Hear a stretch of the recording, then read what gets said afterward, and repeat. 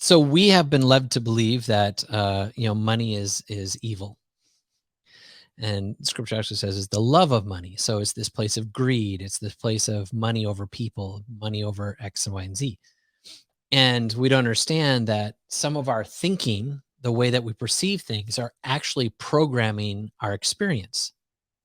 And so in the stuff that I do with my clients, I take them through this understanding of our psychology, of which God gave us, which is a magic gift, and so few of us actually use it appropriately.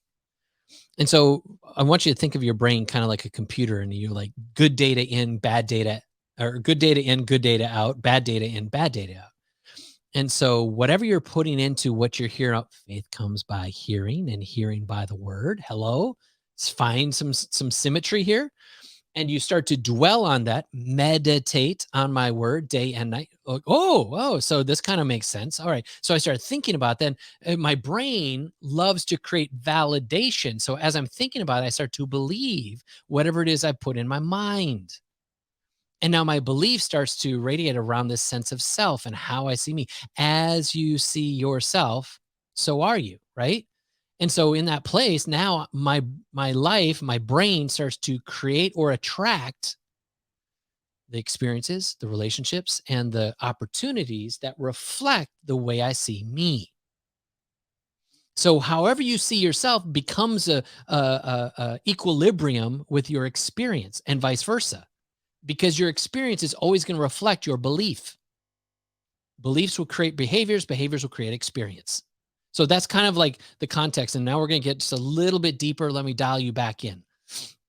Faith is the substance of things hoped for, the evidence of things unseen. So if you were to believe something inside of you, and then you speak those things that are not as though they are, suddenly you can make really powerful things happen. The problem is we've all listened to so many other voices of obligation and performance, about what we should have, what we shouldn't have, our place of comparison. Going back to your question, I have to have a fluent job. I have to have all this money. I have to have this, Rolls Royce and all these like 2.5 kids and da da da da. Da. And because I don't have those things, then I must be less than. And you've chosen that as a belief pattern. And now you believe that you are less than and operating in lack. And therefore, now your life continues to reflect lack, frustration, anxiety, sadness, criticalness, judgment. All of those things are a product of what you believe about you. So when now you're experiencing it, we want to say that the world is broken. No, your beliefs are broken. You're creating your own reality. And the power of God is the power of dominion, authority, glory, and power. And you walk into a room and assert yourself as who He made you to be. So you've got to come from a place of supply, a place of source, a place of abundance. And that's the belief system that you take in. You start listening to all of these things. You start to believe these things. You start to understand that's who you are. That's your real true self. And now your experience begins to reflect the same. And people would say, oh, but that sounds too hard, Angus. That sounds like it's going to take forever. No, it's instantaneous.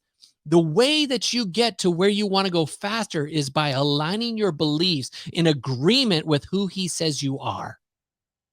And He will do it faster, and He will do it easier than you ever thought possible. And so if you're looking at your job, if you're looking at your marriage, if you're looking at the problems in your life and you focus on the problems, you will only get more problems.